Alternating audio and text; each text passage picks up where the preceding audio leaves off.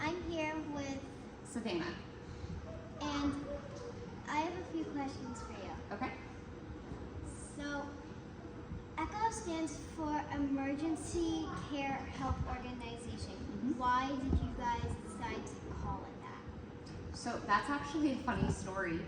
When we were opening up in 1987, the founders were looking at what some other organizations around the state were doing, and there was an organization up in Tallahassee that was called ECHO, the Emergency Care Help Organization, and they were modeling a lot of what we were going to be doing off of what the organization in Tallahassee does.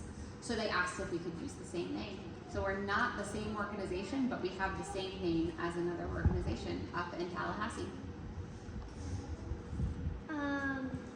And why did you guys, for your logo, decide for it to be like a fork with like leaves around it? I love that question. So at the heart of ECHO is making sure that families have food on their table every night. So that starts with getting food from our food pantry so that they can cook and eat together, use their forks to eat, right? So a fork is a symbol of food.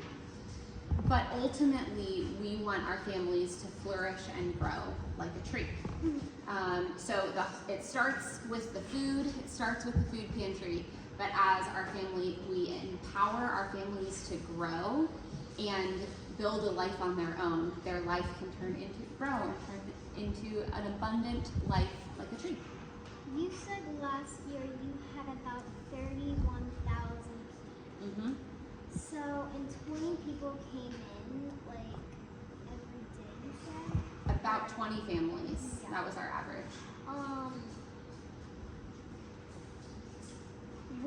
How do you guys keep track of, like, how many families come in and how many, like, families came in a year? So every family that comes in to get help from ECHO fills out a really basic, we call it an application. It's just some basic information about who they are and who's in their family and what they need from us. And we put all of that information into a database and then are able to track that data, to keep track of the data throughout the year.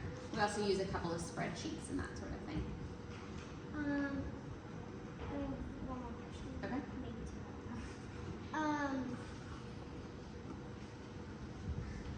How do you do donations? Like, do you do it like throughout the whole world, or is it just doing a certain area? It's just local. So we are what we call a hyper-local organization. So we only are in Brandon and Riverview. We're not all the way in Tampa. We're just in this part of the county.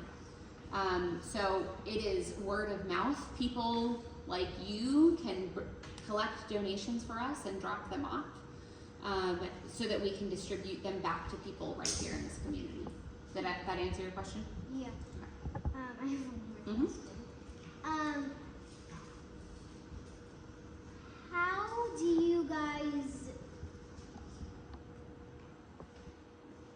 How do you guys like get the donations? Like, do you get them by like sometimes like get them by here, or do you get them by like packages or like shipment? Or most of the time it's people pulling up with their car and saying, I have donations, and we pull a cart out to their car and unload the donations, just like you guys brought in today. So it's people bringing a bag or two. Every once in a while people will order us donations for us through Amazon. So sometimes we get Amazon boxes delivered to us with food or toiletries or that sort of thing in them. This is going back to the question that I just asked. How often do you get donations? Every day. So most of our clothing donations go in through our thrift stores first, and they're open Monday through Saturday. So they're accepting donations all the time over there.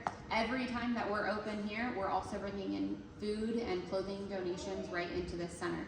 So Monday through Friday. Also, some of the time when I'm out in the community, people are just giving me donations. So I'm picking up donations from all over the place some of the time. Thank you for your time. Thank you.